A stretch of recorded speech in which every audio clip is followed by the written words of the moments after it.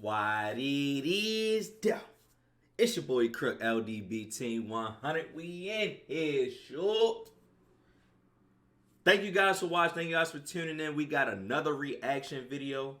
Now, this was requested by, I believe, a couple of my subscribers. I did the first Michael Jordan versus the Jordan and LeBron reaction. You feel what I'm saying? It'll be at the top. You feel what I'm saying? If you want to take a look at it. But that was more of an opinion base. Then I did another reaction about the 100 feet that LeBron will never pass that Jordan has set. You feel what I'm saying? That will also be at the top as well. So I did a couple of Jordan and LeBron related videos. But one of my subscribers told me about this video, so we're going to dig a little bit into this. This is Jordan versus LeBron, the best GOAT comparison, man. So, before I get the video started, just subscribe to the channel. You know what I'm saying? If your subscribe is the color of red, you might as well just hit a button, turn it to gray. You feel what I'm saying? It's free. You ain't gotta pay. What I always say, it is free to show support on YouTube, man. It's free. Like the video. Turn that like button blue. You feel what I'm saying? You ain't gotta pay nothing. You know what I'm saying? So without further ado, we're gonna get right into this video.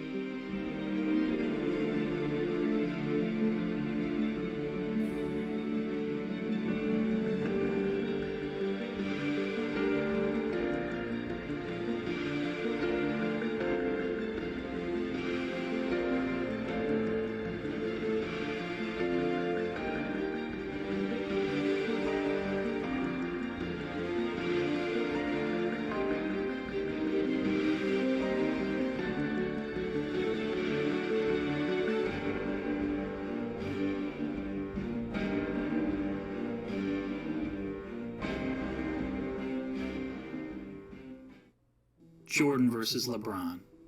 LeBron versus Jordan. It's a debate that has captured the public's attention for the last several years, especially after this moment in 2016, when LeBron James beat the Golden State Warriors to win the third championship of his career.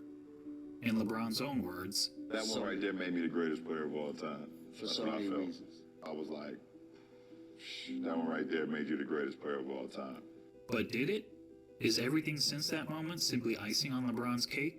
Or is LeBron destined to finish his career in Michael Jordan's shadow? We've all heard the arguments from LeBron supporters.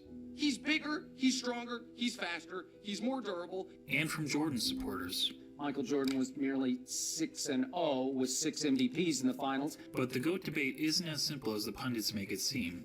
There are a number of factors relevant in determining the greatest basketball player of all time. In fact, I would say there are 5 things that really matter when determining the GOAT of any sport. These criteria are, in no particular order, accomplishments, longevity, winning, statistics, and what we'll refer to in this video as the eye test. And to be the GOAT, you don't need to be the best in any specific category, but you need to be pretty good across the board. So simply winning 7 championships, like Robert Horry did, isn't enough to get you into the conversation. When we're finished with this video, it'll be plainly obvious that one guy comes out on top. But before we get started, I want to clarify that this is not a comparison of legacies. It's about who is the better basketball player. If we were talking about legacies, Jordan's is nearly untouchable. Not only did he lead basketball to global popularity, he helped transform Nike into an empire, changed the way players played and how they dressed, and he even made it cool for guys to be bald. And while those things certainly contribute to MJ's iconic status, they don't make him a better player on the court. So let's evaluate the criteria that matter, and we'll start with individual accomplishments. Take a look. Jordan had more regular season MVPs, twice as many finals MVPs, 9 more scoring titles, and several more selections to the NBA's All-Defensive team, including once being named Defensive Player of the Year. LeBron has more All-Star appearances, but that's largely due to his having played more seasons. In fact, when taking into account retirements and major injuries, Jordan essentially played 13 seasons compared to 17 seasons for LeBron, making Jordan's significant lead in accomplishments all the more impressive. And that's to say nothing of MJ's brilliant college career, which saw him twice named All-American and once awarded College Player of the Year, at a time when the country's best players actually went to college. So regardless of whether you're a LeBron fan... Think about it. Imagine that. Back then, everybody went to college. Like, college was the thing to do. Now, barely. Now, people go to college just for 1 year, and if they could, they will bypass it. You feel me? Like, that's crazy. Or MJ fan, you have to give the accomplishments checkmark to Jordan. The second criteria in our GOAT analysis is longevity. And this one is also a no-brainer, but this time in favor of LeBron. Not only has LeBron played more seasons in the league, but he's had a longer peak than Jordan. Jordan's peak lasted about 10 years, whereas LeBron's peak has lasted 16 years, and is still going. And he's been incredibly durable during that time, missing significant time to injury only in 2019. That said, the claim that LeBron has been much more durable than Michael has been a bit overblown. Consider that Jordan played in at least 80 regular season games 11 times in his career, including all 82 games an incredible 9 times. Compare that to LeBron, who played in at least 80 regular season games just twice, and in all 82 games just once. So both LeBron and Jordan get high marks for their durability. But durability aside, the bottom line is that LeBron has sustained his level of excellence for a much longer period of time than Jordan, which puts the longevity checkmark squarely on LeBron's corner. That brings us to the third GOAT criteria: winning. As we all know, Jordan won 6 championships. LeBron has won 3. Jordan is 6-0 in the NBA Finals. LeBron is 3-6. Yes, LeBron has made the finals 9 times compared to only 6 times for Jordan, but let's not pretend that making the finals is the same thing, or even close to the same thing, as winning a title. Take a prime example from another sport, the Buffalo Bills. They're the only team in NFL history to appear in 4 consecutive Super Bowls. But is there a single player or fan of that team that wouldn't trade all 4 of those appearances for just 1 Super Bowl win? Frankly, talk to any fan whose team lost the season's final game and ask them how they felt afterward. Almost universally, their feelings are of sadness, I get it. You're supposed to win, disappointment. But that's still impressive, bro. For players, those feelings are only magnified. Listen to Charles Barkley talk. And that's exactly, and to be honest with you, that goes into the longevity. If I go to 9 straight finals, if every offseason you automatically know I'm going to the finals, why do I got to play all 82 games? If I know I'm going to the finals, why am I playing all 82 games? I'm gonna rest up and I'm gonna save my best, not for the regular season, but for the playoffs. Now, in a perfect world, you would like for the players to want to take all 82 regular season games and then play the playoffs. Come on, that's just reality. It's not going to happen, bro. If I know I'm going to the finals, I'm going to play like 60, 65 games. At the most, maybe 70. You feel what I'm saying? I'm going to save my best until the playoffs. And I'm gonna try to ball out in the playoffs to get a ring. Like, I mean, so the longevity, is different on both sides. Because back then, it was a thing to play all 82 games, if you could. So, I don't know about the longevity part, but yeah. Talk about losing in the NBA Finals. And I was just in shock when it was over. In all fairness. I was frustrated because I couldn't wheel my team past Michael and the Bulls. And first of all, I don't think I've ever gotten over it, number one. But that was traumatic, and it's painful.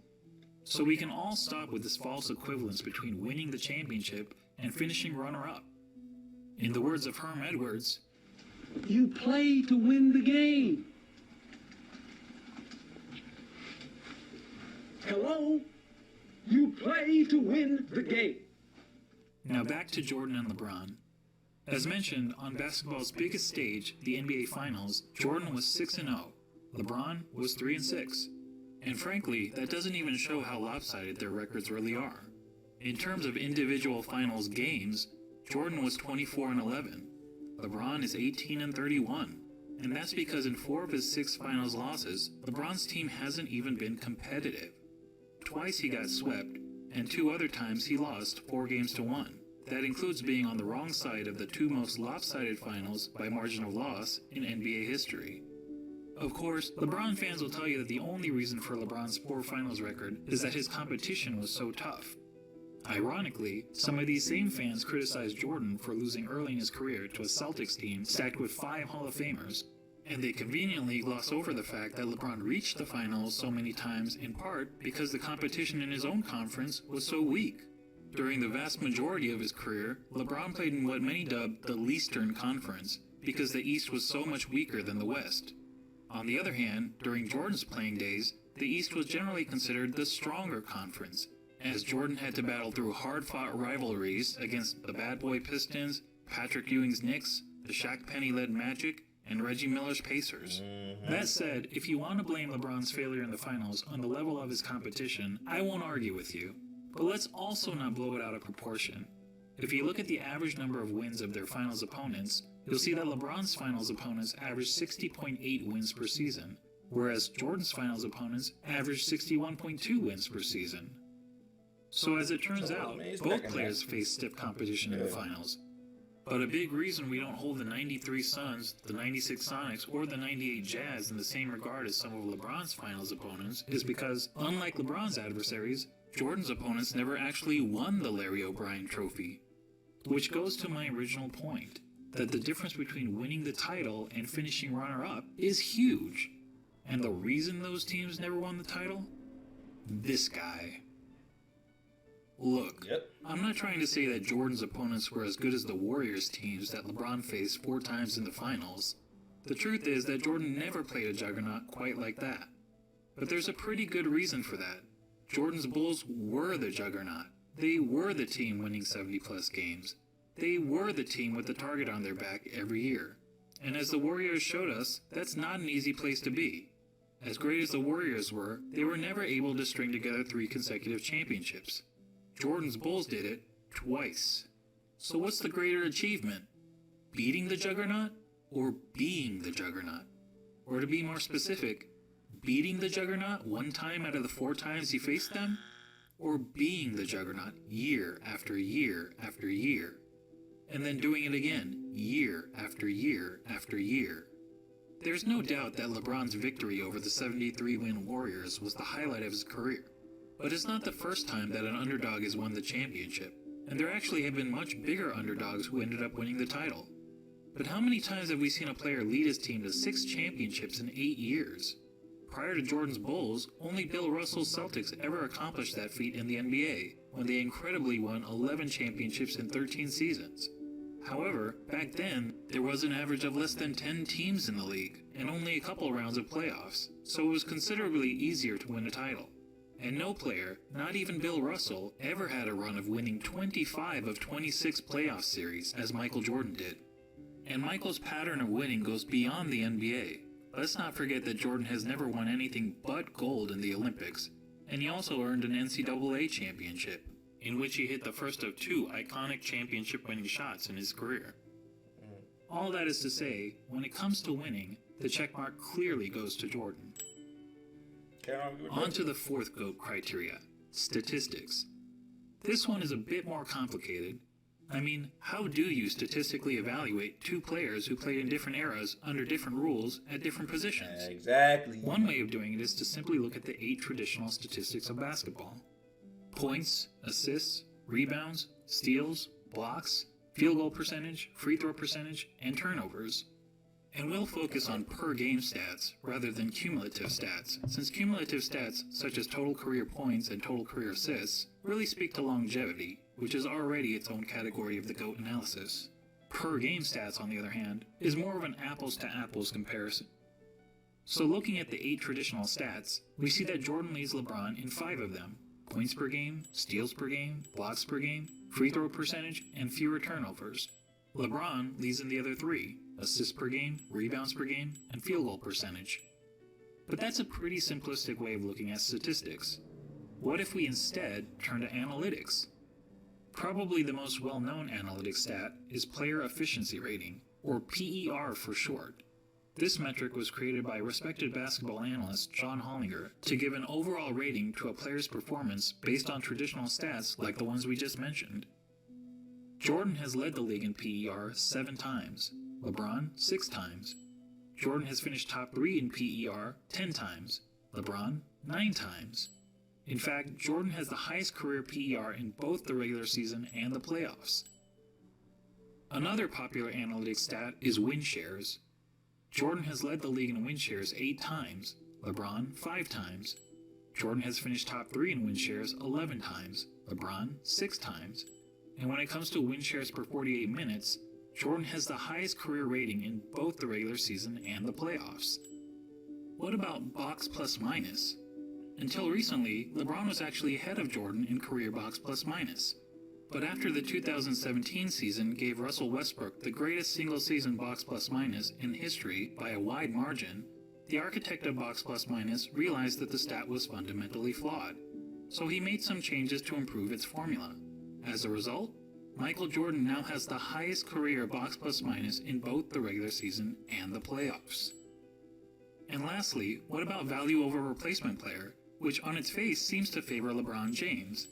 Well, value over replacement player is a cumulative stat, and as previously noted, cumulative stats speak more to longevity than they do game-to-game dominance. That said, according to value over replacement player, Jordan owns 6 of the 9 greatest individual seasons ever played. And on a per-game basis, MJ's career rating in value over replacement player is the highest of all time in both the regular season and the playoffs. Are you noticing a theme here? Not only does Jordan beat LeBron in every ratable analytics stat, he consistently ranks as the best ever across the board. Before we move on from analytics, I want to mention a lesser-known stat called game score, another brainchild of John Hollinger. Game score measures a player's performance in a single game, so it won't tell us who's had the better career, but it does provide insight into who's had the greatest games. Now, we only have game score stats since 1983, so you won't see any mentions of Wilt Chamberlain here. That said, of the 100 highest game scores ever recorded, incredibly 19 of them belong to Michael Jordan. In other words, nearly 1 out of every 5 of the best single-game performances over the last 4 decades has been by MJ. That includes the highest game score of all time for Jordan's 69.18 rebound masterpiece. Comparatively, LeBron has had only 3 of the top 100 game scores. When discussing the GOAT, Nick Wright is fond of asking this question. The aliens come down. You have 1 game to save humanity. Who's your first pick in the history of the world? Well, Nick, I think we have our answer. Now that I've finished drowning you in numbers, let's be real. Hardly anyone watching this video knows how to calculate PER, win shares, box plus minus, value over replacement player, or game score. And why should you? This is basketball, not Good Will Hunting. So let's go back to the traditional stats that we all know and understand. But this time, let's add context to them. What do I mean by context? Well, some positions are simply better than others at racking up certain stats. Let's take rebounding as an example. In a vacuum, if we simply compare the number of rebounds per game of Brook Lopez and Jason Kidd, we might think that Lopez was the better rebounder. The truth is, relative to their positions, Lopez is statistically one of the worst rebounding centers in NBA history, whereas Kidd is statistically one of the best rebounding guards in NBA history. But even a poor rebounding center can grab more rebounds than a great rebounding guard solely by virtue of their roles on the court. So it makes sense that, to understand the context of a player's stats, we should compare them to the respective positions that they played. When comparing LeBron James to the other small forwards who have played at least 500 NBA games, this is where he ranks. Overall, that's pretty impressive. Now let's see how Jordan compares to all shooting guards who have played at least 500 NBA games. As good as LeBron is compared to other small forwards, Jordan is on another level when compared to other shooting guards. He's darn near the top of every major statistical category, and there isn't a single category where LeBron is better than MJ relative to his position, other than assists. So to sum up statistics, whether comparing traditional stats or analytics, And especially when judging these players in the context of the positions they played, Jordan has a noticeable edge over LeBron. As such, we have to give the check mark to Jordan. And that takes us to the last category in our GOAT analysis, the eye test. And to be clear, by eye test, I don't mean which of these players is bigger, faster, or jumps higher. None of that is relevant unless we're having a track and field competition. And frankly, if physical measurables mattered, then George Murasan would be in the GOAT conversation. No, what I mean by the eye test is, if you sat an average basketball fan in front of a TV to watch a player in action, what would he notice that the player is and is not great at? Thankfully, I happen to be an average basketball fan, and I've had the privilege of watching both LeBron and Jordan during their playing days. So unlike a lot of my fellow YouTubers, I haven't merely relied on highlight videos. Here's what my eyes told me when I saw Michael Jordan play, particularly during his playing days with the Chicago Bulls. He was the best offensive player in the game. Facts. He was arguably the best defensive player in the game. Facts. He had the best mid-range game. Facts. He was the best finisher at the rim. Facts. He had the best post-up game, Facts. which is incredible considering most players who dominated the post were big men. He He's was widely two-guard considered the most post-up clutch user. player in the game. But I mean, He was LeBron can regarded post by up too if opponents he as really the wanted fiercest to. competitor on the He court. just He was regarded by teammates as the hardest worker in practice. LeBron just don't be using And when his all was said size, and though, done, bro. amongst the other stars of his generation, he was the greatest winner. Now, when you're playing against the elite of the elite athletes of the world, to be the best at any one of those things is pretty remarkable. But to be the best at all of them? I tell you, it's impossible, but for the fact that we saw Michael Jordan do it. And when it comes to the GOAT debate, that's the biggest hurdle facing LeBron. He's basically being compared to a guy who was great at everything and practically had no weaknesses. Seriously, judging by the eye test, what's the worst thing we could say about Michael Jordan's game? Probably that he wasn't a very good three-point shooter. Jordan shot 33% from beyond the arc in an era when the average player also shot 33%. So when it came to three-point shooting, he wasn't good, he wasn't bad, he was just average. But remember that Michael played in an age when the three-point shot wasn't a big part of the game. Fact. During Jordan's years, teams averaged only 9.5 three-point attempts per game, and Michael himself attempted less than 2 threes per game. And if being an average three-point shooter is a weakness of Michael's game, well, then we also have to call it a weakness of LeBron's game. The difference is that LeBron plays in an era where the three-point shot is a huge part of the game. During the years in which LeBron played, teams attempted on average over 21 threes per game, and LeBron himself averaged 4.3 three-point attempts per game, or 2.5 times as many as Jordan. Despite the increased emphasis on threes, LeBron's career shooting percentage from beyond the arc is only a hair better than Jordan, at 34%. And it's actually slightly below his peers, who averaged 35% from three during his era. But to reiterate, being an average three-point shooter was by far the worst part of MJ's game. For LeBron, it's not even close. LeBron, in fact, has 4 major weaknesses as a basketball player, each of which is readily apparent to anyone who has actually watched him play. Yo. First, he's not a good free throw shooter. For his career, LeBron has shot around 73.5% from the free throw line, which is pretty poor for a player who handles the ball as much as he does. In fact, many analysts point out that, at the end of games, LeBron shies away from driving to the basket because he's afraid of being sent to the line. I don't know whether that's true, but what I do know is that the odds of LeBron hitting 2 consecutive free throws is statistically not much better than a coin flip. Jordan, on the other hand, shot a solid 83.5% from the free throw line during his career, and MJ never shied away from contact at the end of games. LeBron's second weakness is that he's an inconsistent defender. Sure, he's had some years where he was elite defensively, which is evidenced by his numerous... Jordan, on the other hand, shot a solid 83.5% from the free throw line during his career, and MJ never shied away from contact at the end of games. LeBron's second weakness is that he's an inconsistent defender. He really tried to Sure, kick the he's ball. had some years where he was elite defensively, Stop which is it. evidenced by his numerous selections to the NBA's all-defensive team, but he... Alright, I don't want this video to be too long. It's kind of already long. So this is what we're going to do. If you guys want to see part 2 of this video, give the video a thumbs up. Let me know in the comment section if you guys want part 2. Comment part 2 in the comment section if you want to see part 2, man. But this was a lot of information to take in. I didn't really react to it because I was kind of trying to intake the information in. But I'm going to give my analysis at the end. part 2. So if you guys want to see it again, give the video a thumbs up. Comment down below if you want me to react to it again, and also any other videos you want me to react to, put it down in the comment section as well. Follow me on Twitch, follow me on social media, like the video, subscribe to the channel. I love you. I'm out. Peace. Happy New Year. Chicken grease. All that.